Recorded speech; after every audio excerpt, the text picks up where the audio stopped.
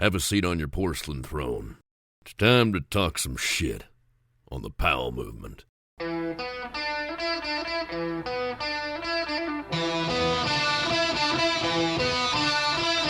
Welcome to the Powell Movement. I'm your host, Mike Powell, and last week I let you know that my wife, Ange, was having a very important PET scan. And this week, I'm going to let you know the results. They weren't great, and they weren't terrible. The scan does show new tumor growth in a couple of lymph nodes. But Ange is also seeing some shrinkage in some of those lymph node tumors. What does this mean? Well, the shrinkage could be from the radiation treatment that Ange had 6 months ago. And that's great. It worked a little bit. But the growth means that the chemo isn't working like we need it to. The positive news is that this new growth has bumped Ange into a category where she now checks all the boxes to be included in a new study that launches in January. If all goes as planned, Ange will be patient number 1 in a study called Stan Rey. So that's exciting, and hopefully this trial works, it cures her cancer, and she and we can get back to normal life after 2 years of suffering. While that's one side of life, the other side has been all about my new job, and it's been pretty cool learning the ins and outs of the sticker and promotion business. And while I still have a lot to learn, the diecutstickers.com team is such a wealth of knowledge that I'll soon become a master of this domain. If you want to get something made, email me at mike.powell@diecutstickers.com, or if you want to make the stickers yourself on our website, head on over to diecutstickers.com, and when you check out, enter the code POWELL15. That's a capital Powell, the number 15 with no spaces, and you'll get 15% off your order. While I wish I had more, that's the extent of this intro. I will say that life has been so busy this week, 40 hours in the sticker world and then recording a podcast and now prepping for another one has me burning the candle from both ends. And that's okay. That's my life now. But it's taking some getting used to. But my workload shouldn't be your problem, because you're here for another great podcast. And again, I have one for you. Alexi Godbout is the mastermind behind the Blank Collective film series, and his career has been so much more than that. From racer to 14-year-old paid and sponsored contest kid to the backcountry, Alexi has crushed it on every level, and his story is worth checking out. Before I get into it, I want to ask you to tell a friend about the show, rate me wherever you listen to the podcast, and share my social posts. All of these things really do help things grow. Finally, this podcast doesn't happen without my incredible sponsors. Please listen to their ads and buy their products. Those brands are Elan Skis, Outdoor Research, Stanley, Best Day Brewing, and Thermic and Descent Socks. Now, it's time to chat with Alexi Godbout. I tried this intro with Dana Flair and it didn't go anywhere, but you grew up with the name Alexis, and when you have that name as a kid, do you get teased a lot? Well, not really, because in French, my name actually just sounds like Alexi, despite the S. The S is silent in French, so that's kind of where I moved to, from having an S at the end of my name to just taking it out, so people wouldn't make the mistake as much when I got a bit older. I remember actually one time at US Open, that's kind of why I stopped putting the S at the end of my name, because at the US Open, I think I was 15 or something, or 16. It was at Copper, and my mom was with me, and we couldn't find my name on the starting list.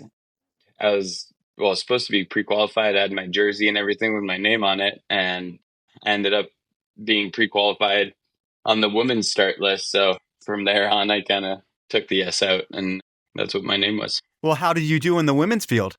I actually did pretty good. Okay. No, I'm kidding. And then you take one letter off, and now you sound like a Russian dude, but you did that just so you weren't going to be confused with being in the women's category? Basically. Honestly, it was just kind of, I'd rather have my name sound like it actually sounds in French than just kind of sound like an Alexis all the time. Gotcha. Well, you're one of those kids who were born to be a pro skier. Both of your parents were ski instructors, and it's one of those jobs where I would think there isn't a shit ton of money in it, but what do I know? You were vacationing in Cape Cod every summer, it sounds like. Growing up, was it like rich, poor, average? Were things a struggle? How was that? You can't say we had a lot of money growing up. I mean, my parents were ski instructors in the winter and do construction or tree planting in the summer. So you're kind of average, like ski bum, having kids and then making it work. And then you're mentioning the vacations in Cape Cod. Yeah, we'd go and camp for 2 weeks in Cape Cod and like kind of enjoy the beach. But yeah, I can remember my sister and I sleeping in tents up until we're like 14 or something when we'd go with my parents over there. So you understood the ski bum lifestyle from an early age. Oh, 100%. And my dad working at the ski school too. I mean, I was just kind of surrounded by ski bums. And then how far is your home from the mountain? I mean, Tremblant, the mountain, I believe you grew up skiing, but how close is it to you? We're about 10 minutes away. Not super far. It's funny when I mentioned to people that grew up in Toronto, they're like, oh, so you grew up at the resort? You're like, no, I don't think anyone grows up at the resort. I mean, it's one of those brand new resorts almost. It was like 1991, I think, when all the stuff was built. So it's got to feel like one of those modern, rich kind of resorts, I would think. Yeah, exactly. I mean, it's definitely aging a little bit, but when Intro S bought in the 90s, they kind of had a big boom, building a lot of real estate and hotels everywhere and kind of the whole pedestrian village that they have now. But nice town, though. So when you and your sister grow up that close to the mountains and your parents are involved in the ski school, do you pretty much start skiing before you can even walk? Yeah, pretty much. I have videos. I'm not even walking yet. Like my parents would put me in ski boots. And I started skiing at 16 months or something when I started skiing. That's so crazy, man. Yeah. And when your family works at the hill, I would think you get special privileges. I mean, it sounds like you started ski racing at like 4 years old. Was anybody else racing or were they able to get you in the program early? No, I had a couple friends that I grew up with that were also in the program with me. We're kind of that little mob, like always in the same ski school classes and whatnot. But yeah, I raced from 4 to 9 or 8, I believe. Just enough to kind of give me a good little base on how to take my skis on edge, and took it from there, kind of. Yeah, it seems like anybody with a race background has more of a solid foundation to their skiing. But for you, racing had a lot of structure, and by the end, it sounds like it wasn't for you. Were you that kid that was skipping training to go hit kickers on the mogul course? Yeah, my dad would always get, because he was assistant director at the ski school, and he would always get a call that my instructor lost me somewhere, and I would just kind of leave the class and then go like find the mogul team on the mountain, because that's basically the only place you could jump on the mountain was with the mogul team.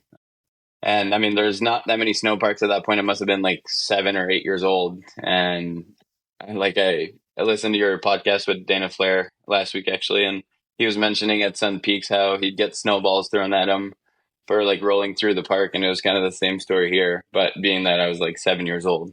But yeah, the snowboard parks, you can get in there. So my parents wanted structure, and so they eventually sent me into the mogul program, because that was kind of the only place I could jump on the mountain and kind of do what I wanted and be satisfied. So you do 2 years of moguls, and I would think that this is like 97 to 99 or right around then. The new school movement is starting. And do you remember the first time you saw a twin tip in person? Yeah, I remember Philou showed up at our home resort with the 1080s, and I remember all my friends and I were just following him absolutely everywhere and kind of freaking out about these new skis. And then eventually, I think it was the next year, it might have been like 2000. I was like 9 at that point. My dad in the spring showed up with the first junior skis that they came out with. The length was like 127 or something, and they were kind of big for me. So it just kind of tells you how short I was at that point too. Yeah. And I mean, lucky for you, Philou called Tremblant home. I think that was where he skied. And he's part of the most legendary crew in skiing ever, the New Canadian Air Force. Was he a mentor to you or just an idol? At that point, definitely just an idol. I think I was a little past following him around. Even we did a little short documentary with Douglas and Philou and I a couple of years ago. And Philou came up with a story. He was like, I think one time I was skiing through the park, he said he was a bit hungover or something, like at 1 p.m. And I was following him around the park, and we got to the lift line. I was like, hey, you're Philou. He's like, yep. He's like, I know you. I know your dad. And apparently I said, I was following you through the park and you're not that good. That's funny. Well, the cool thing for you was the Solomon hookup. And I think that starts through your parents or a local Solomon rep. And they were on Solomon way before you, right? Both your folks? I know. Actually, my mom was on Rossignol for about 30 years. She was a ski racer back in the day. And my dad was the one that was on Solomon. I think he was on Solomon for about almost 20 years. And back then, too, a lot of brands sponsored ski instructors or level 4s or whatever you want to call it. because I mean, it's good marketing. You just teach people and you go tell them to go to the store and buy the same skis they're on. And yeah, my dad was with one of the local reps or Quebec reps at that point. And when I was 11, kind of introduced me to him. And then I started getting my free skis pretty much at that age. When you think about your folks on Solomon and Rossignol and being instructors and selling a lot of skis, I mean, it's like that level almost sells more skis than pros. Like, I mean, I look at a pro athlete like yourself, like people might not go and buy the ski you're on, but they know you're on Solomon and you create a shit ton of brand awareness and people are going to think about that at the store. But your parents can actually sell specific ski models. They can walk them to the store and actually sell them. Does it almost like the ski instructor sells more than the ski pro? I mean, yeah, no, it's a funny subject, but definitely like being hands-on like that and like getting that one-on-one with a client, I think you definitely still have a very big impact. And I don't know if like the sponsorship or like ambassadorship of ski instructors is still a big thing. I know my dad's still getting skis from Blizzard, but definitely it's a good marketing plan, but on a smaller scale, but it still sells a lot of skis, I think. Yeah, I think you're right too. And then you're like 11, 12 years old and the whole new school movement's in full swing. You're chasing Philou around everywhere. Are you also a Grom, like glued to the poor boy stuff? And what else are you watching? 100%. Well, I remember we'll call it babysitter, but one of the guys that was on the mogul team, I think his name was Seb, back in the day that I was with, I remember introduced me. I think the first movie I ever saw was probably a Poor Boys movie, and it was like Degenerates. Okay. And then the first actual VHS I got my hands on was, it must have been 99 or 2000 when 13 came out. And I must have watched that movie about 1,000 or more times. I mean, the plastic was cracked on the VHS and it still worked. And to this day, I think it's still in my parents and it still works. So when you think about that time outside of Philou and pre-Charles, who were the dudes whose skiing really had an influence on you? Well, being at Tremblant, there's a lot of guys from Ottawa that would kind of come by and, I don't know, definitely have an impact on me because you'd see them kind of go full send back then, like in the pipe. And we had a lot of big air events too. I remember the World Cup, Ericsson had a like big air contest every year. And then I think one year they had like a big quarter pipe contest. And then there's a big air like every year named the Côte Obscure that all my sort of local idols would do. And so I had quite a bit of folks to look up to for sure. I remember Scott Hibbert and then Crichton would come up to Tremblant as well. And then JF, Cusson and Philou. And yeah, there's definitely a lot of people to like look up to because the park back then, especially in Tremblant, was kind of like the hub for kind of our new school in Quebec, at least. And you got to see it all firsthand with some of the badasses, which is pretty awesome for you. And I'm going to get back to skiing in a minute, but there were other things that you were into. We talked briefly about rollerblading at the Blank movie premiere this year. What was the extent of your blading? I would spend every single summer at the skate park. My parents would drop me there probably before work at like 8 a.m. and then pick me back up at like 5 p.m. And I'd bring like a skateboard and rollerblades, but I was always more like drawn to rollerblading. All my friends were skateboarders and I was kind of the only little kid that would rollerblade in the park, and eventually more skiers got into it, or like friends that also skied and they're like, oh, I'll buy rollerblades too. But it kind of gave me a good understanding of how to slide rails and like pump transitions and all of that, which translated to half pipe and then like skiing on rails as well. Were you a Grom with the rollerblade stuff too? Like, did you know about the Nicky Adamses and the John Bergerons of the world, or was that just saved for skiing? Oh, no, for sure. I had like rollerblade movies and stuff. I remember one of my friends, Frank Raymond, was good friends with Nicky. Okay. And my mom would bring me to Mount Avila, which is about 40 minutes away from Tremblant, because they had night skiing over there and their park was also quite good. And I remember we'd ski with Nicky like once in a while. And then I remember one night he kind of taught me how to do my first cork 9. And yeah, that's a good memory, actually. Yeah. I haven't thought of that in a long time. Nicky's an interesting dude. I think he calls himself the Blade God these days, and he's definitely interesting. I got to see him a lot back in the day, and he was one of those guys who killed it on skis, on short skis, on blades. He was just a talent all around. But on the opposite spectrum of the world, you also played American football. when did you play in what position? That's funny you mentioned that. Actually, I don't know who you got that from.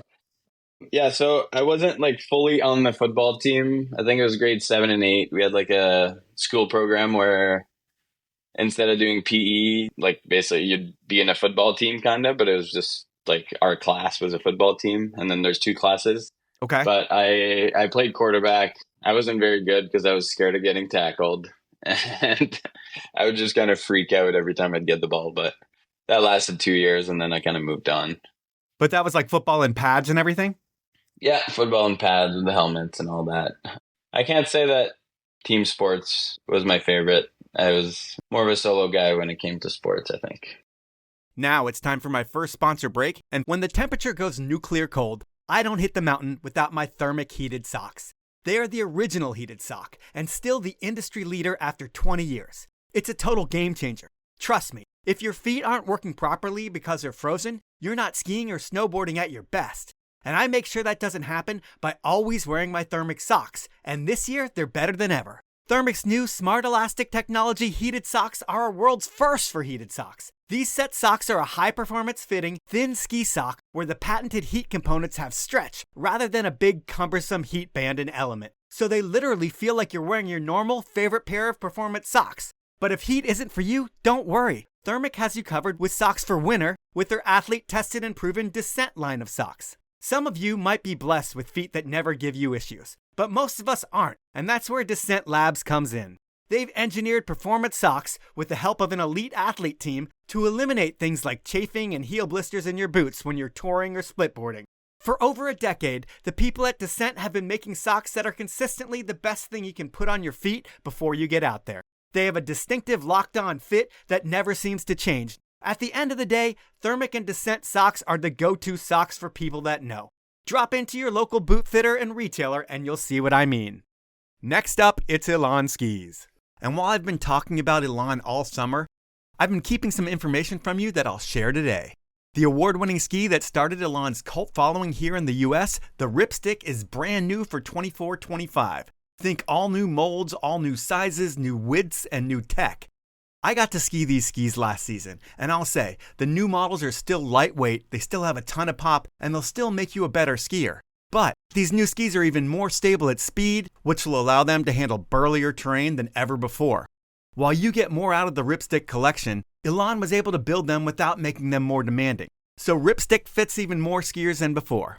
While I loved my original Ripstick, what I skied last year was noticeably more fun, and I know the cult of Elan is going to grow even more with this new collection. If you're a person that demo skis and you haven't tried an Elan yet, make sure you try one this year and you'll feel how fun these skis are. To find out more about all things Elan, head on over to elanskis.com. My final sponsor this round is Stanley, and if you haven't been hearing a lot about Stanley lately, you must be living under a rock. Sure, you used to know them for keeping your grandpa's coffee hot in that signature green bottle, and they still make that, but Stanley absolutely blew up in 2023, and everybody is still talking about them.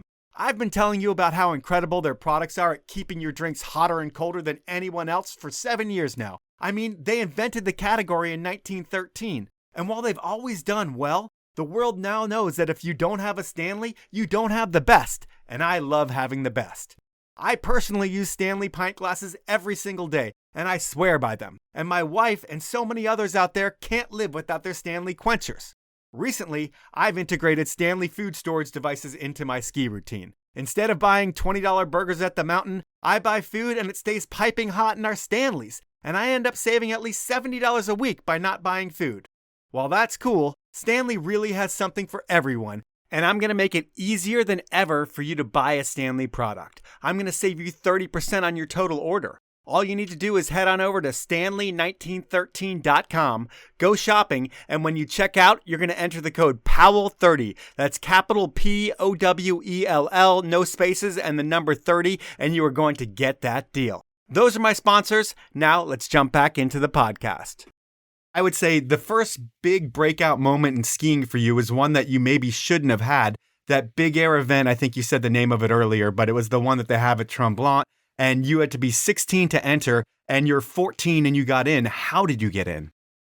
Well, so my mom really wanted me to do the big air contest because she knew I have the skills and the tricks to do it. So she just cheated my age on the form. And then I remember because I won that event, and I think most of the guys that were actually competing were like in their mid-20s. And I think some of them weren't super happy about a 14-year-old throwing switch tens and winning the event, and the prize money being that I was so young too. But there's the New Schoolers forum and D-Structure forum back then. I think it was more the D-Structure forum. Yeah. I think I got a lot of hate from that when I was a kid. Just because you weren't supposed to be in it because you were too young and you beat everybody? Yeah, basically. Yeah, well, I guess older people do get pissed off when little kids show them up. And when you think about being the little kid that showed them up, you had obvious talent. Everybody knew it. You're this young, sponsored kid. Does that get to your head? Are you like a cocky kid, or could you describe yourself at that time? Yeah. Well, being sponsored so early on, it definitely got to my head a little bit. I was pretty cocky at that point.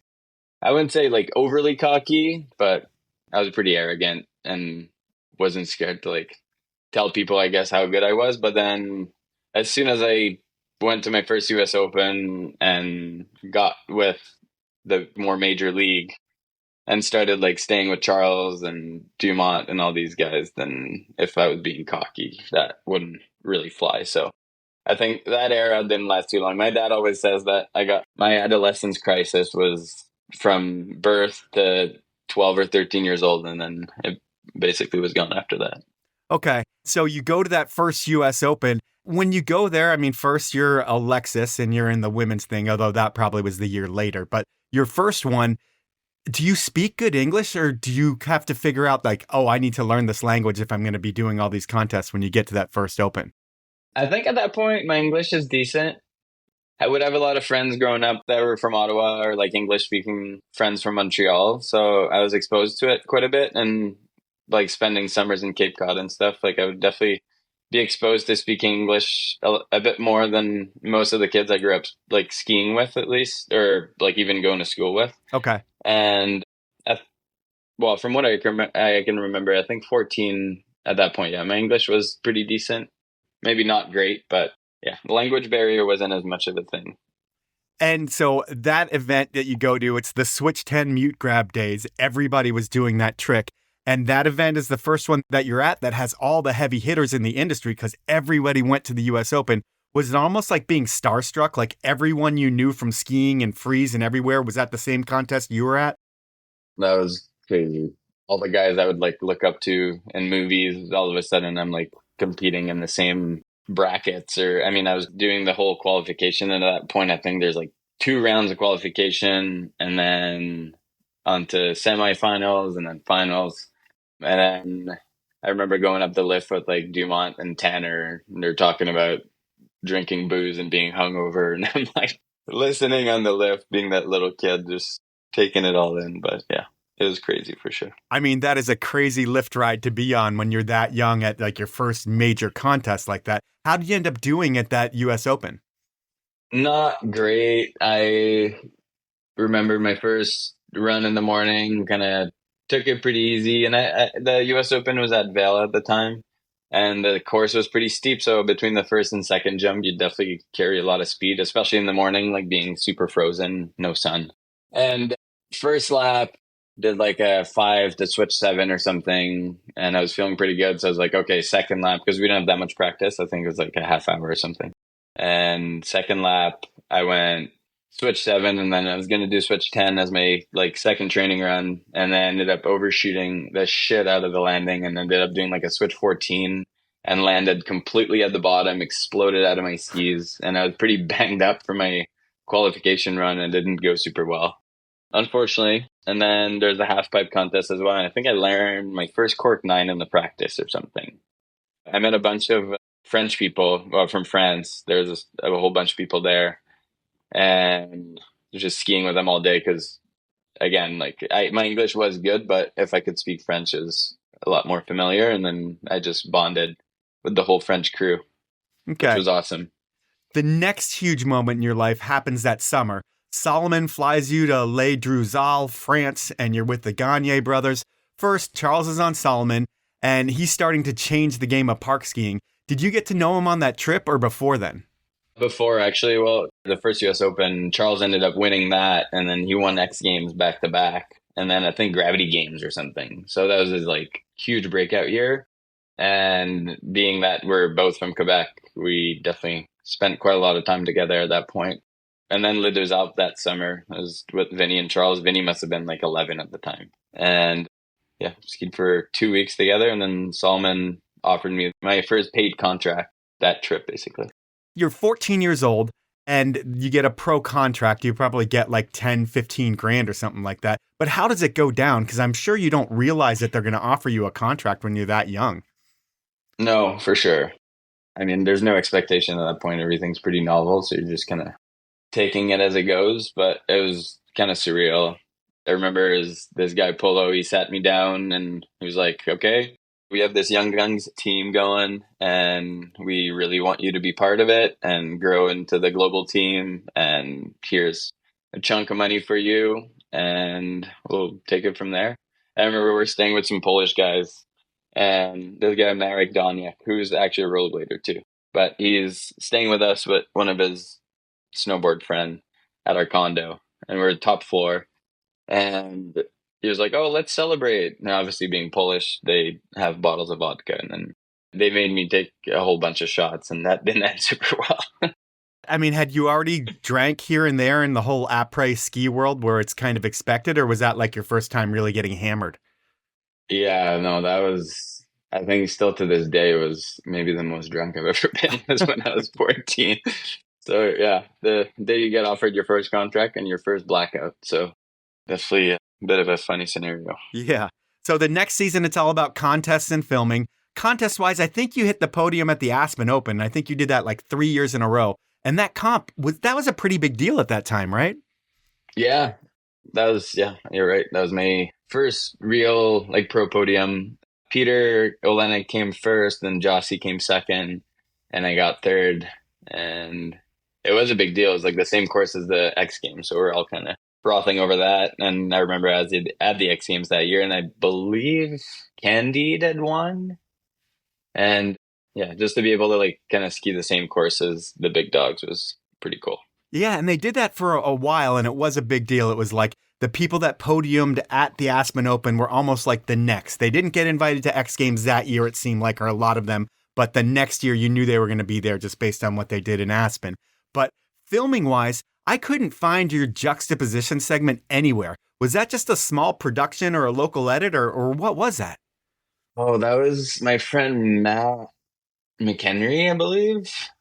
It was like a small movie in Trauma, but I think that's pretty funny. That film ended up winning me about $9,000, like randomly it was called, I think called the Vast Awards. Yeah. It was in what was it called again? ISPO in 2005. ISPO. Yeah, ISPO 2005. And apparently it was a hand vote and only Solomon people were in the room or almost. And so they made me win the Vast Award Skier of the Year, which I won over Tanner Hall at 14. Doesn't really make any sense. No, because Tanner, his segment was from Teddy Bear Crisis at that point, Exactly. And it was jaw-dropping. And I was going to say, like, no offense, how did that happen? But it was all Solomon people in the crowd who voted for you? Yeah, it was hand votes, so I think they all voted for me and ended up winning a chunk of money out of the blue, which was kind of random.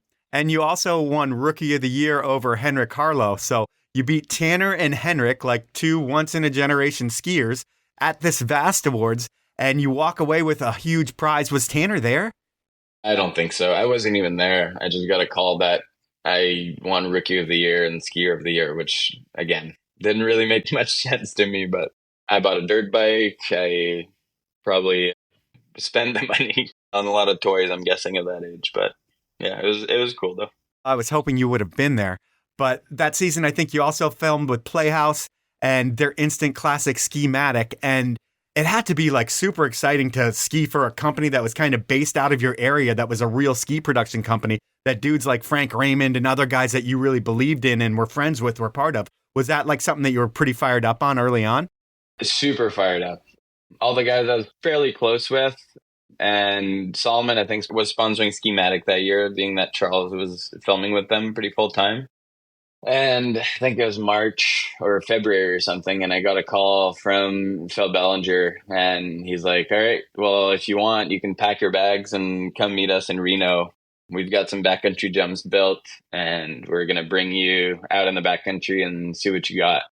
And so that was kind of my first backcountry experience. They picked me up in Reno, and I remember we're staying at the Casino Hotel in Topaz Lake, which I still drive by once in a while these days and kind of sparks that memory again. But yeah, they brought me to Sonora Pass, and I think they had like 100-foot backcountry booter built. And there's an army base at the bottom, I remember, and they towed me behind the sled, just getting chunks of ice in the face the whole morning, and then eventually got to the zone and had a pretty good session on that jump, actually. Was it hard to figure out how to land in Powell just because, you're from the East Coast and it's not really deep all the time? Yeah, I had pretty big skis, I think. I was 14 and Solomon sent me like 192s or something, or 188s. And so they're huge skis, but I somehow felt, I wouldn't say natural, because obviously I haven't skied Powell much at that point, but it felt pretty good. And I did do like sort of I want to say slack country trip in Europe that same winter. It was like early Feb or something. So that Playhouse trip must have been in March. Okay. But we had built like a few jumps in the Powell and stuff. And I remember pointing out a cliff to my team manager at the time. And the cliff must have been like 50 feet or something. I've never hit a cliff before. And he's like, okay, if you feel it, you got it. And I remember they put a beacon on me and they just sent me up. And I remember thinking to myself, like, okay, not too much speed. And I just started pointing it like 50 to 100 feet before the cliff. I ended up going like 100 feet down. Both skis completely exploded. And yeah, first cliff experience. But yeah, getting back to that backcountry session in Sonora, I think I had like a both ways threes, and then a switch 5 and a 7 or something. And then I remember Phil Bellinger, I think he blew his knee on that session. And then he asked me to take a snowmobile down, which I had no clue what I was doing. I think I didn't even take my skis off. I just sat sideways on the sled and just started pressing the throttle, thinking it would like kind of take me somewhere, or like at least down the hill. And then there's a bunch of trees I had to like go between, and then midway down the hill I'm like, okay, I've got no control over this. I jumped off the sled and just let the sled go. Remember the guys at the bottom like hands in the air, screaming, freaking out. And then the sled somehow made it through like a patch of forest and made it on the other side with no dings, which was incredible. And I was kind of relieved because, well, I guess at that point I have no clue how much snowmobiles cost, which I find later on. Oh, yeah, you probably found out the hard way, which we'll talk about, but that is so funny. And, thinking about, and I never really ask anybody about this, but thinking about you exploding off that 50-foot cliff when you're, 16 years old or whatever, how often do you break skis from just landing wrong, from going way too high, landing flat? Have you broken a lot of skis in your career, or are they pretty durable for you? No, they've been quite durable. I remember we had one year when the Suspect came out, they're like prototypes. That was the only time I really broke skis, but I have never been one to like go through skis a lot. I would just kind of run them to the ground, at least the bases and the edges and everything. And then when the edges are starting to break off, then I'd switch them. But in terms of actually breaking skis in half, I've always been pretty lucky with that. All right. And then after that trip with Playhouse, you get back to Tremblant. And at this point, your ski career is destined for greatness. And then you end up blowing your knee when you're 16. You're just messing around at the resort. What happened? Yeah, that was a bummer. There was this kind of side hit at the bottom of the resort, like right before you get to the lift. And you can boost pretty good off of it. But I remember the landing was pretty icy that day. But I was like doing switch 7s on it all day and everything was going pretty well. And then decided to do switch 9, which it's really not a big jump. I think like the landing was like 4 feet away from the takeoff. It's just like quite kicky. You got to muscle it around?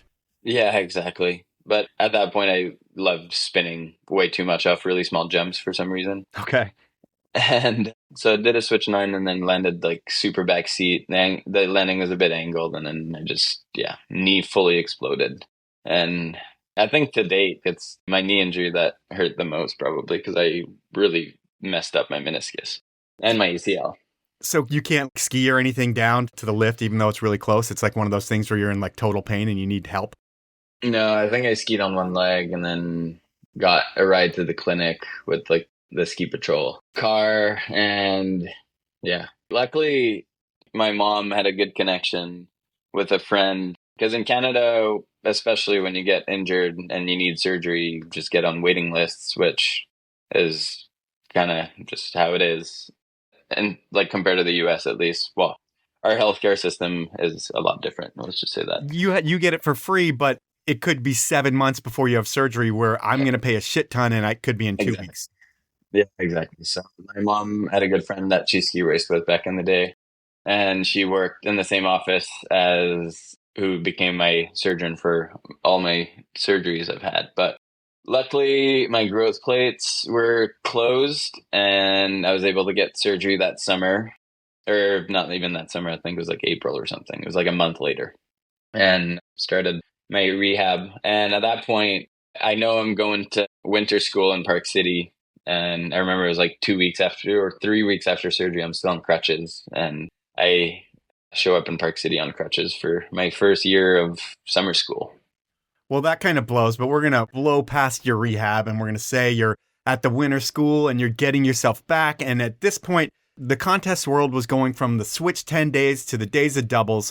And when did you learn the kangaroo flip?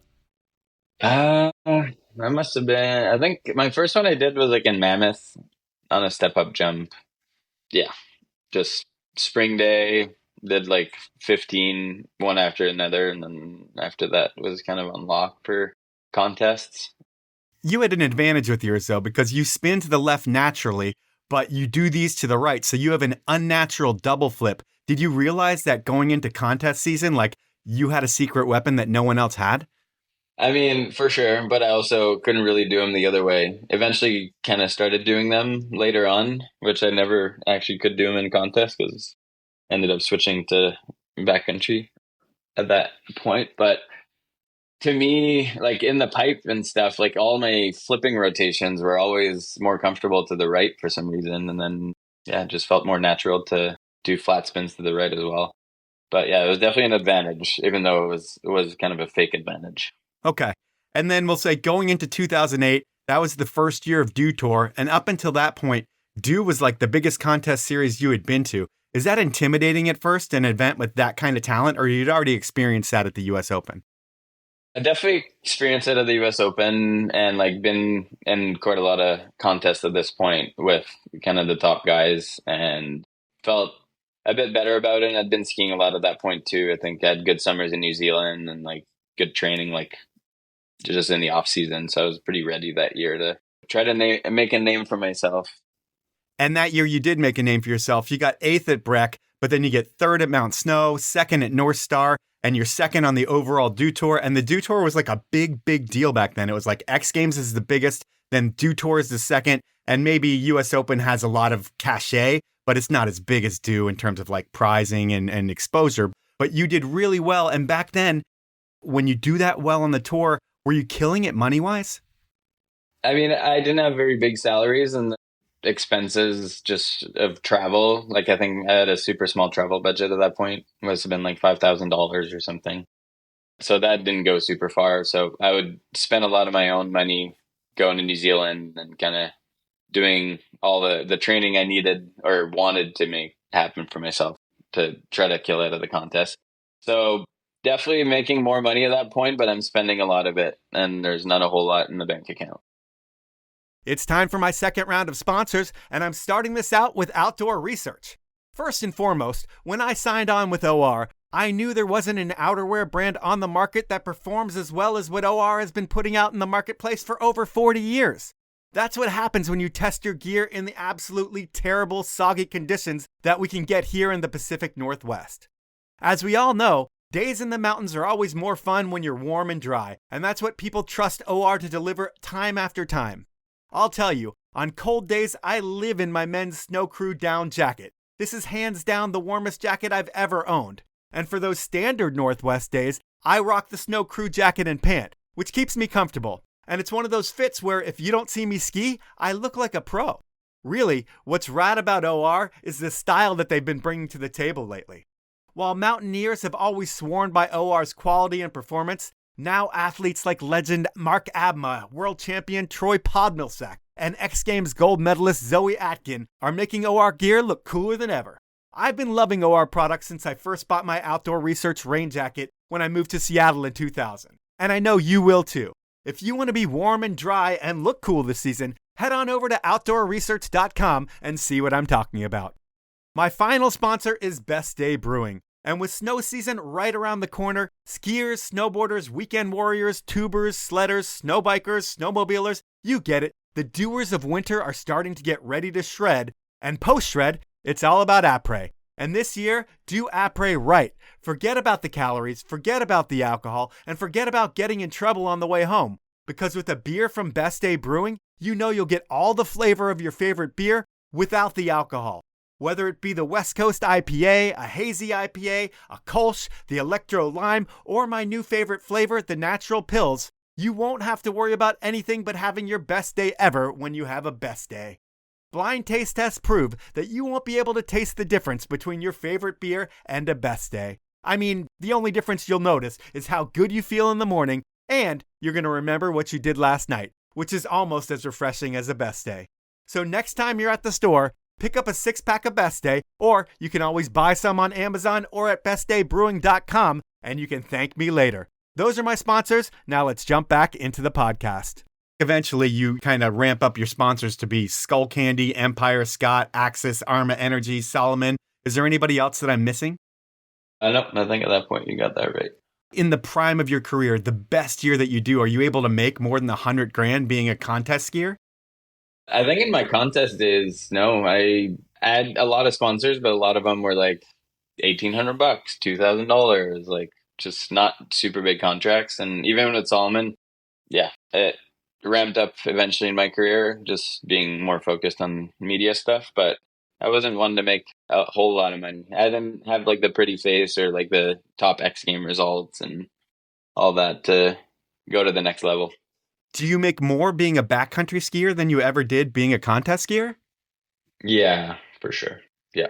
That's amazing. That's awesome. So when you think about yourself in the contest ski days, it was like the triple extra large, like baggy shit kind of days. Did you wear that stuff or did you dress normal? What was your style? I mean, normal. I think that was kind of the normal at that point. Everybody wore a tall tee to some extent. Maybe besides Yoon, that was sponsored by Jill Lindeberg, but everybody had tall tees. I remember I had my mom sew me an extra length to my jacket to make it even longer. That's funny. And then you had longish hair back then. And while I never talk about hair on the podcast, were you almost forced to shave your head as you got older? Or was it a choice? Or when did that happen? I mean, just being a man, going into your 30s, you start losing your hair a little bit. And I'm not fully bald, but I just was a bit over getting haircuts, acting like I wasn't losing my hair, and then I just eventually decided to shave it. And that was my Kelly Slater look. Yeah, no, I mean, it's a good look, and it's like what you should do if you're starting to lose hair and you don't want to have that ring. I saw recently that R. Willie, do you know that dude? Yeah. He was uncomfortable with his hairline, so he had like a $20,000 hair transplant a month ago. Were you super bummed to lose your hair, or was it just like part of the game? Do you not care? I mean, from both sides of the family, I was going to lose my hair. There's no way around it. So might as well accept it and rock it. And yeah, there's nothing you can do about it. I mean, you can go get a hair transplant, but I'd rather just accept the fact that it is what it is and it's totally fine. Yeah. So 2008 is when you start filming with Jeff Thomas. His movies were sponsored by Solomon back then, and he brought you in the mix. And while you had filmed Backcountry with Playhouse, was filming with Jeff where you really started learning shit like how to work your beacon and how to learn sledding and all that kind of stuff? Definitely. I lived in Whistler the year I was 17. I went and moved there with my first girlfriend at the time, and we drove a little Suzuki Swift all the way out west. And I remember emailing Jeff, just kind of cold calling pretty much, asking if I could film with them that year, being I was based out of Whistler. And I remember the first day I went out filming with them, I was living in Creekside, and there's a gas station down the road. And I remember there was snow on the ground and just skiing all the way to the gas station. They picked me up and just brought me in the backcountry, and it was awesome. It was, I think, Joe Schuster and Riley Lebo. It was the first day I went out with Jeffy and Charlie Agger, actually. Absolute legend. So that's got to be a pretty loose, fun crew to be around. Yeah, it was pretty cool. that whole year actually was awesome. And then I definitely learned a lot in terms of, like you said, like using my beacon and just being a bit more familiar with being around snowmobiles and just being in the backcountry in general. And I think there was a trip that year that you ended up meeting Johnny with Jeff. Like he was on a trip with Michelle Parker, but you guys all kind of met in the backcountry. It might have been at Baker. I'm not really sure what it was. But was that a crazy moment for you, seeing him, who really had such an influence on your childhood? Yeah, for sure. We're in a zone in Whistler, and it was Michelle and Douglas, and we just saw Johnny randomly. They're shooting on this sort of like same cliff band where we're all kind of have step downs built, and yeah, met Johnny there for the first time. I can't say I was starstruck, but I was really impressed and being like, holy shit, like this is Johnny the Jesuit. Yeah, that's got to be pretty cool. And then going into your next season, your Dew Tour results, I would think, are what gets you invited to the X Games. And that's got to be a huge moment in your career, finding out that you made the biggest event in snow. But how do you find out? And can you describe that feeling when you finally know you got the invite to the big game? Yeah, that was crazy. The email from Chris Schuster. I can remember a lot of friends were getting their invites and they're all like, oh yeah, like Phil Casabon and some other homies were like, oh yeah, we just got our invite. And then mine didn't come for another 2 weeks or something. So I didn't really know if I was invited or not. And then I ended up emailing Chris and he's like, oh yeah, sorry, I forgot. Oh, man. So you had to reach out to him. Yeah, I think I reached out to him and then got a response saying that I was invited, which I was, yeah, top of the world. So stoked. And when you get to Aspen, did it feel like a totally different animal than any Dew Tour event you went to? Yeah, definitely a lot more stress. The course is so much tighter. The jumps are not bigger, but it's just more intimidating and everybody's on their A game and you could tell the vibe was a lot different. And I don't think I did super well with that. Like the Dew Tour, being that it was a few events and stuff and I just felt a bit more comfortable. And for me, like especially contests, I was always just to distract myself. I would like chat with everyone at the top and try to take it easy and tell myself that it was just another practice run, but the X Games was a completely different thing. And I think that's part of the reason for me. It's not an event I did very well at, being that I was so much more stressed and everybody is so much more stressed and kind of ready for war almost. I mean, it was one of those things where maybe at Dew Tour, everybody's high-fiving and having fun, and at X Games, everybody's just insanely focused, and it's like, I have to land my run kind of feeling. Yeah, basically. And with X Games, I mean, you didn't make the finals, I don't think ever, but you had the tricks to win the event. So it all comes down to just pressure and nerves. Yeah, basically. It was all pressure, honestly. I think X Games for me it was a bit too much pressure. And yeah, I just couldn't relax. And there's just cameras everywhere and interviews going on left, right, and center. And just, yeah, a whole other beast. Well, we will not talk about that beast anymore. We'll say that you filmed with Jeff Thomas the year before for Journal, and then he moves over to Poor Boyz. And were you part of that insane crew of athletes that he pretty much brought over to Poor Boyz with him? Yeah, I likely was. I think it was me, Dane, Sherpa, or Bren Kelly, Charlie, Riley, Joe, and then we all kind of went to Schweitzer one year for, I can't remember what the park shoot was called, it had a special name. But we all went there, and basically from there on, we shot with Poor Boyz for a few years following that. And I think Every Day is a Saturday is one of the few parts that you had that had street skiing in it. And did you do much street stuff before that or when you were coming up, or was it just for select projects? I know I always kind of did. And even like growing up with my friends and stuff, we'd just like set up handrails and kind of always do it with like, in the fall classic, get a pickup truck, go to the ice rink and then set up some handrails. So even with Playhouse, I was doing quite a bit of it actually. In Skimatic, I didn't really have any, but then I think the next movie was Save. Did like a whole trip to Salt Lake, just skiing urban and like a couple other things with Frank Raymond in Quebec. And yeah, with the Poor Boys stuff was, I think me, Charles, and Matt Walker. We did a trip to Montana together, which was pretty fun. And then that movie, Every Day is a Saturday, was one of their better movies. And all the Jeff Thomas skiers crushed it and kind of carried the movie almost. And Dane Tudor stole the show. What were your thoughts when he didn't get the closer of that one? Oh, I can't remember if he got the closer or not. No, he didn't. He didn't. He was really, really pissed off. And it turned out that it was all political. When I interviewed Johnny, Johnny was like, yeah, Dane should have had the closer, but Solomon was our big sponsor and we needed to put somebody in that position there. And it was a totally political thing. And I think Dane almost like got in a fight with Cody Carter about the whole deal, like fist fight type deal. No, I actually think that situation is for Revolver. Oh, was it Revolver? Yeah, I could be wrong. Yeah.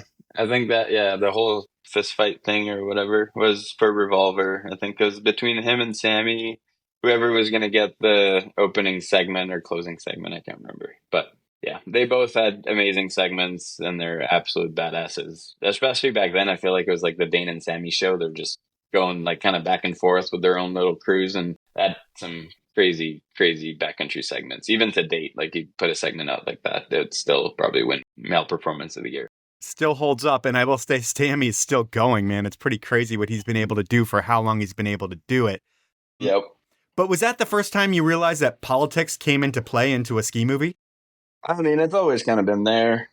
Just sponsor input and how much money they put in the movie and who's kind of priority. And I think that's just kind of the nature of the ski movie business and trying to make money out of it and how to build your production budgets to make it work in the end. But yeah, there's always been a bit of politics involved in ski movies for sure.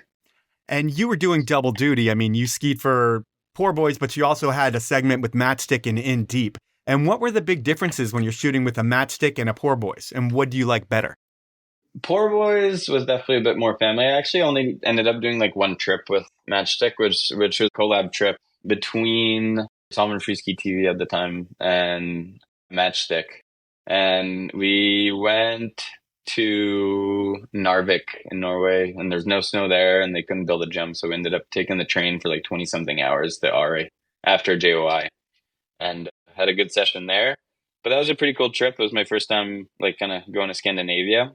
But yeah, going back on what the differences were between Poor Boys and Matchstick, I mean, Matchstick was definitely, in my opinion back then, kind of more, I wouldn't say superior because Poor Boys had amazing movies, but I feel like Poor Boys was kind of like more the homies gang and a bit more underdog, and then Matchstick was like the big production, which actually kind of showed. Even going to that little trip, I remember they had 16 flyings with paragliders and all sorts of crazy stuff, but it was a cool experience.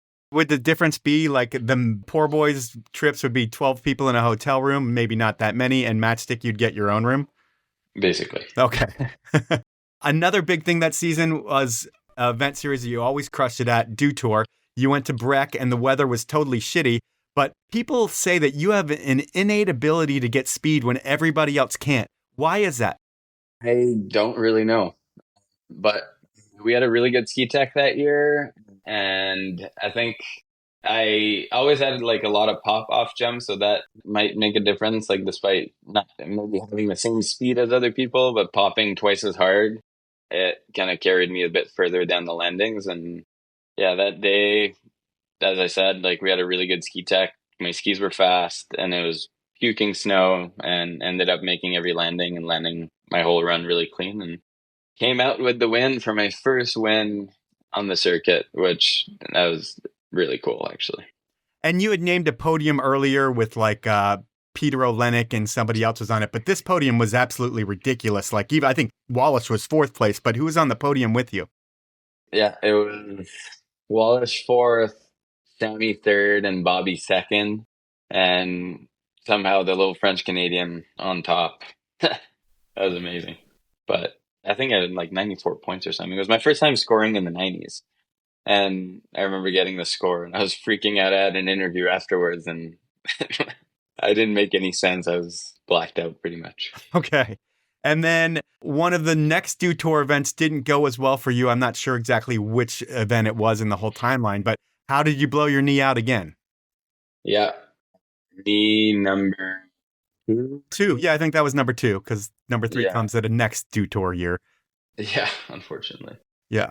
I think we were in Killington that year, and I was just doing training runs. It was right after the win, actually, and it was just early January, and I ended up just in practice. I was doing a switch 9 on the second jump and landed a bit funky, and I just felt like kind of a little tweak in my knee. I got to the bottom, and I knew right away, like I couldn't straighten my leg and put pressure on my heel and flex my quad, and I just kind of knew I'd blown my knee again. You're coming off a win, you blow out your knee. What does that do to your mentals? Like, I mean, does it put you in a funk or depression or anything like that? Because you're like at the peak of your career right there, and then you have to take another year off. Yeah, unfortunately. Definitely a big bummer.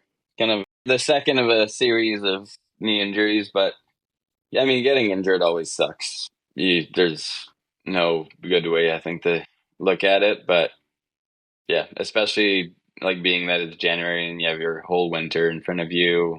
But I always kind of saw it short term, and I think that's what always brought me back on skis.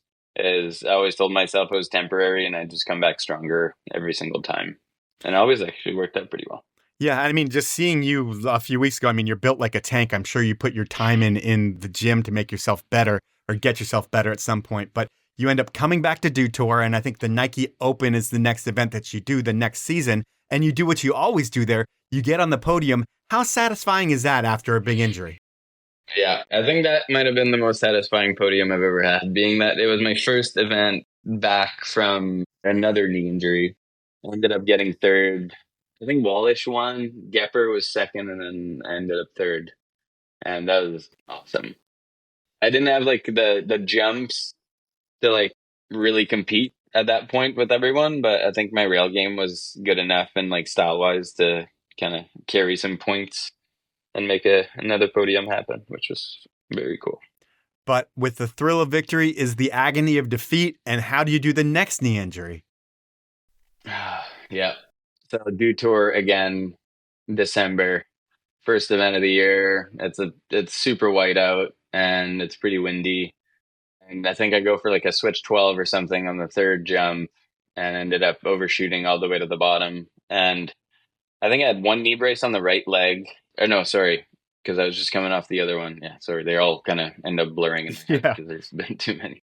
I had a knee brace on the left leg, no knee brace on the right, and ended up backslapping at the bottom of the landing. And yeah, right knee fully gave out. I think it was my second time doing the right one. And yeah, just I'm pretty crushed at that point. Like 3 ACLs and like, am I ever going to ski again? And yeah, it was kind of a shitty one being like at the beginning of the winter too. You know, you're kind of screwed for the rest of the year and even maybe potentially the year after, because then you have no events that qualify for any of the contests coming up the following year. And people are starting to talk about Olympics, I would think. And is there any thought of, while you're rehabbing, giving it another go and trying to make the Olympic team? Or had the tricks almost passed you by at that point? Yeah, I mean, I had so many knee injuries that I was always trying to play catch up. And that, yeah, it was kind of the end of it. The national team started in 2011 in Canada for the Sochi Olympics. Yep. And I was on there with, I think, Phil Casavant, JF Poole, Vinny, Charles, Alex Belmar, ABM. And that summer, after the third knee injury, I was rehabbing and like kind of questioning what I was going to do. And then I just got a call that I got dropped off the national team. So that kind of put the nail in the coffin a bit on my contest days. And being that I wasn't really qualified for any of the events the following year, I was thinking about giving it a shot, but I kind of gave up on the idea. Okay. And so you eventually make the move to Whistler. And when you tell your sponsors that you're done competing, does all of your contracts change?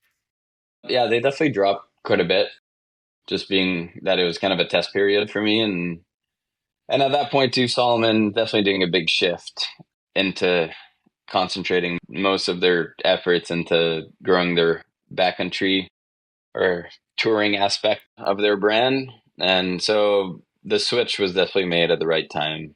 But what really made me do the switch, actually, I went to a trip with Cody Townsend, Jeff Thomas, Douglas. We went to a heli ski trip at CMH, and on the drive, I had a blast. And yeah, just skiing power every day was kind of a dream. And then on the drive back, Jeffy was like, well, if you want to move to Pemberton, like, I've got a room for you. And like in a split second, I was like, you know what? Yeah, fuck this. I'm going to get my car in Colorado and I'm moving to Whistler and buying a snowmobile. And so you buy a snowmobile and you're going to go out with Jeffy. And that's kind of the deal is I think he's going to be part of your crew or you're going to be part of his crew because you're living at his house. And everyone makes rookie mistakes when they're learning to sled. You've already learned a little bit, but you had the ultimate mistake with your sled. What happened after your first sled tune-up? Yeah. Well, I mentioned I bought a dirt bike when I was younger, and it was a 4-stroke, and I never really checked the oil.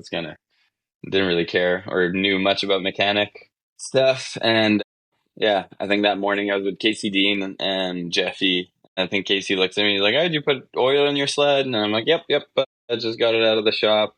And in my head, it was like, a car tune-up. Like they fill up your oil, they kind of do all the inspection and everything. So yeah, we just rolled out and went filming at the zone most of the day. And then on the ride back, sled starts beeping at me, seizes up, and I'm like, "Oh, what's wrong?" Like I have no clue what's going on. Right. Literally, it's my first snowmobile.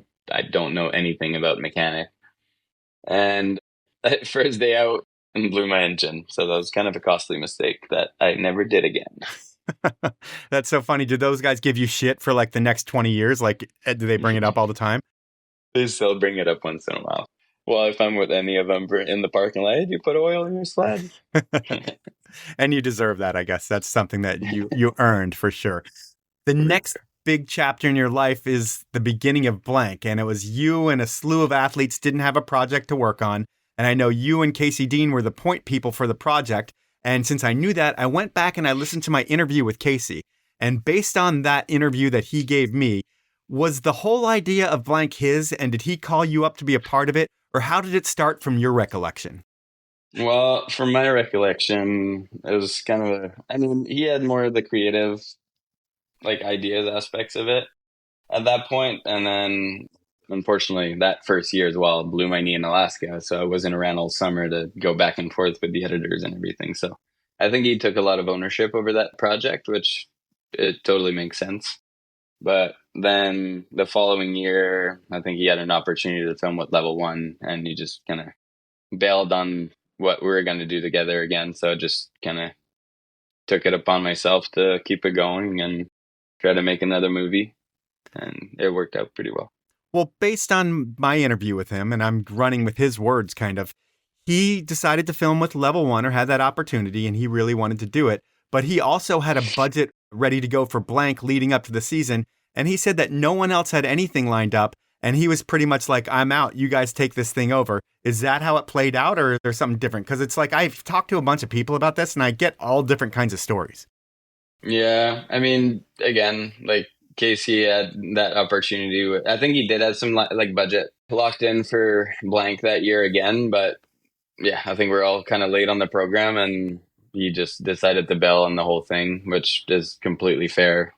But yeah, we definitely put in a lot of work from there on to keep Blank going without him, basically. And that's when Stan becomes your right-hand man in all things Blank? Yeah, we're definitely sharing tasks at that point and doing quite a bit. I think our second movie, which was Canvas, I think we had Lee Powis edit, which was pretty special because he's gone on to being an insane filmmaker. Yeah, he's a talented dude. I think Pettit had him do a couple things for him as well. And everything he touches has been gold, it seems like. Exactly. Let's see. That's the Beyond Blank year. And the 2 point people are you and Stan. The next season, Casey's back in the mix. So I'm guessing there's no hard feelings with Casey. It was just kind of like he had that opportunity. He took it. It's not like you guys were all mad at each other. No, we're all friends and it was all good. He was just involved as a skier that year. Yeah, that was before Blank. So Stan and I ended up producing the whole film. And then when it came to editing, then Jeffy, that was our first year where Jeff kind of got in the mix and started helping us out with all the editing and everything. And that's where I also started working a bit more in the editing bay and learning from him, which actually was kind of game changing if I think about it. Jeff's a mastermind with every aspect of the filmmaking process, and he's been doing it since 2002. So it's like you're kind of sitting with a Yoda who's teaching you all these different things. Were you just a sponge, just listening to everything that he had to say and giving input when you wanted to give it, but just trusting his judgment? Yeah, basically. Jeffy's very good at what he does, and it was really sick to like be in the same office as him all summer and kind of learn the workflow and how he organizes everything and how to like put a whole movie together, basically. Just how to block out things and talk to sponsors, be more professional. Yeah, I owe him so much when it comes to that whole filmmaking aspect of what I now do with blank. And then one thing I didn't ask you about after the first movie, when Casey kind of like hands you the keys to blank and is like, you guys make the movie, it's your whole project, you deal with it. Did you have to buy anything from him, or was it just kind of like he just handed you the keys and it became your project and there was no paperwork around it? I mean, it's not even a company at that point. There's a name, and we had made one film with like a pool of sponsors, and yeah, it's just like a friend's project. And then from there on, we just made it a company and started plugging at it. And yeah, that definitely did a good little snowball effect, especially when Jeff started getting involved. Definitely learned a lot. And then the fourth year blank is where Jeff gets involved like more than he had ever been before. I mean, he's involved in the whole planning, I think, of the movie. And like I said, he's a mastermind of every aspect when it comes to filmmaking. Back to my interview with Casey, he was under the impression that he would be involved in all those planning meetings. But what happened around all of that? I think it ended up being there's too many cooks in the kitchen.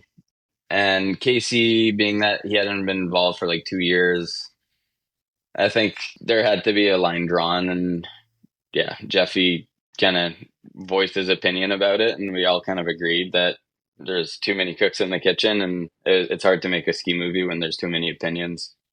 And so unfortunately, he was just involved as a skier. And I think there may have been a bit of hard feelings to that regard, especially on Casey's end, but we're still all good friends. There's no blood. It's all good. It's kind of the business of skiing that happens there. Yeah, exactly. When it comes to money and skiing, just, yeah, it's hard feeling sometimes. And so you have Jeff being your mentor in the edit bay, and I'm sure, you know, behind the lens here and there. How long is he with you guys before he decides it's time for him to move on? And is it scary almost getting the keys to yourself, or do you feel ready at that point? Yeah, so I'd been working with Jeff for almost 5 years, or 5 different projects. And like the more it went on, the more I was involved from A to Z with him. Basically, how to bring a whole movie together and how to produce properly and how to, yeah, just to execute everything. And yeah, I think it was fall of 2022. I was like still planning to make another project with him. And then he told me basically that he was starting his own thing and kind of moving on from working with us. Not on all aspects, like we still work together once in a while, but I was definitely shitting my pants because I'm like, okay. It's like basically your dad drops you off at kindergarten and he tells you that he's never going to pick you up. So I'm shitting my pants. And he reassured me as well. He was like, dude, you're ready. Like, you've been doing this with me long enough. You got it.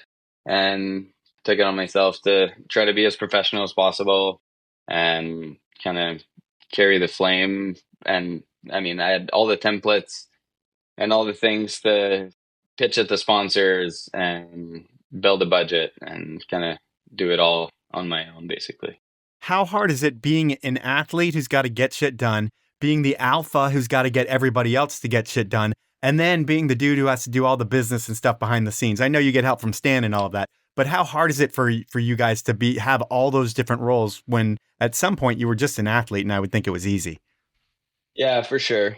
I mean, at that point, I mean, Stan was involved, but definitely not as much. Like with creative ideas and stuff, like we'd definitely talk it over and like try to come up with some ideas for our next projects and stuff. But when it came to more producing and all the editing aspect and directing stuff, like it was more became my role of wearing a lot of hats and try to make the project happen. But yeah, wearing a lot of hats definitely gets a bit stressful, especially during the winter. You're out there filming and all of a sudden you're the director, you're the producer trying to make shit happen.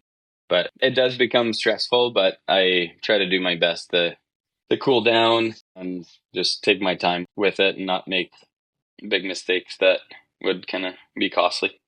Okay. Well, I could talk more about blank, but I'm going to save that for Stan's podcast. My last questions for you are about your favorites. And first, what's your favorite blank movie? Ooh, favorite blank movie. I think still to this day, Before Blank was probably our best season that we had overall. Just in terms of the skiing and the conditions and everything lining up? Yeah, I'd say so. And just, it was a simple movie, easy to watch. Like, I still watch it once in a while. I'm like, holy shit, like, that was pretty sick. That was the one with all your kids' footage and stuff in it, right? Yeah, exactly. Yeah, that was cool. And then what's your personal favorite segment that you've put together over your career? I think that might have been that same. That might be why it's my favorite movie, because it's my best performance personally as well. But it was, Before Blank 2018. Definitely, like, just built more jumps that year and skied some really cool lines that I'd never gotten to ski before, and just all kind of happened. I remember we had like a couple days out in Pemberton where we'd get like 5 shots each a day, and we're just crushing it like beginning of April or something. But yeah, best year for sure. All right. Well, now it's time for something that I call inappropriate questions. I get someone that you know to ask 3 questions, and they can be anything. And this week I was able to get a part of the blank crew to ask you questions. A dude who's got a great personality, a gambler who will take on any bet, no matter what the payout is. He's your right-hand man in filmmaking. I'm talking about Stan Rey. And are you ready for question number 1 from Stan? Go for it. All right, here we go. Alexi, what's the smallest bed you've slept on with another man? Oh yeah, you knew the answer. We were on a Japan trip with Douglas for Solomon Frisky TV, and Douglas, there's not much like left in Tokyo. I think most of the things were booked or super expensive. He ended up getting us 3 rooms, or 6 of us, and I was always rooming with Stan because we're best buddies, and it just worked out like that. But we ended up sleeping in a twin bed together all night. I'd just wake up every time with his arm around me or something. Oh, that's funny. All right, I'm going to jump into question number 2. What's the nastiest place you've ever put your hand? Yeah. I wasn't even that long ago, but I dropped my phone in the toilet after taking a shit. Oh, man. I had to go fish out my phone. That was absolutely disgusting. Oh, man, that is really terrible, man. That's funny.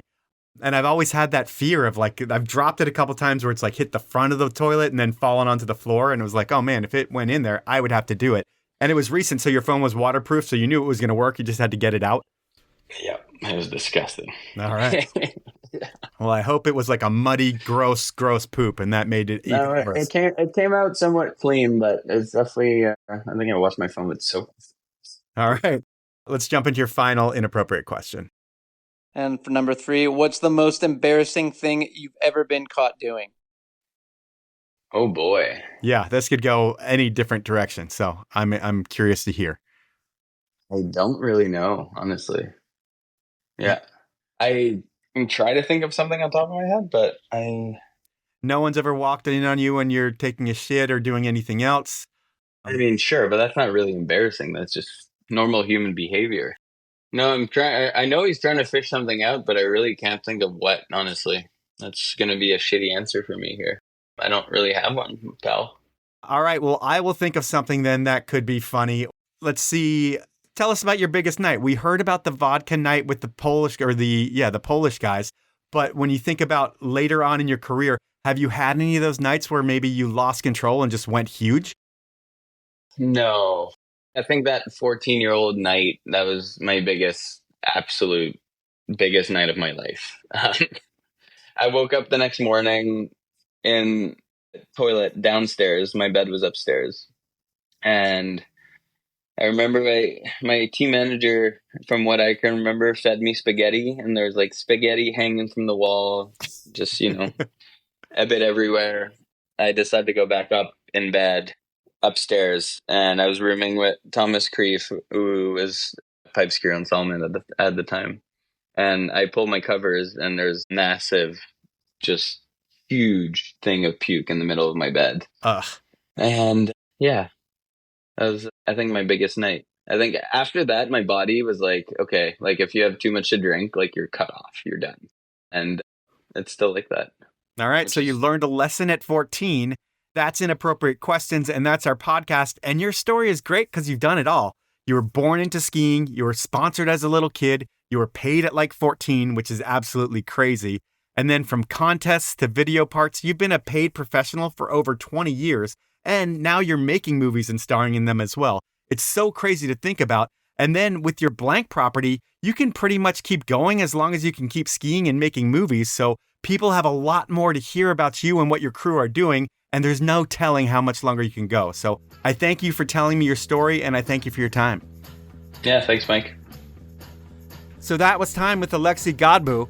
And can you imagine what it must have felt like to get a paying contract in the world of skiing at age 14? I sure can't. And then, the year after Alexi got that contract, he ended up beating Tanner Hall and Henrik Harlow for ski awards.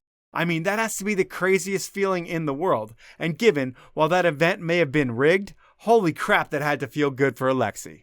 And if you look at his life and times and his contest career, while Alexi didn't do as well as he wanted at the X Games, he stood on the top of podiums, he stood on the top of gnarly Alaskan peaks, and he's traveled the world, all in the name of skiing. It's pretty cool how he's kept his career moving forward in all these different disciplines, and that doesn't happen without working really, really hard. These days, Alexi has his movie project, Blank Collective, and with Blank, he has a path to continue to take his ski career forward for years to come. Most skiers don't have that. That's the show for this week. At this point, I want to thank you for listening. I want to ask you to subscribe wherever you listen.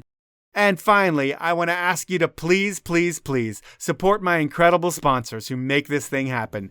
They are Elan Skis, Outdoor Research, Stanley, Best Day Brewing, and Thermic and Descent Socks. Have a great week, everyone.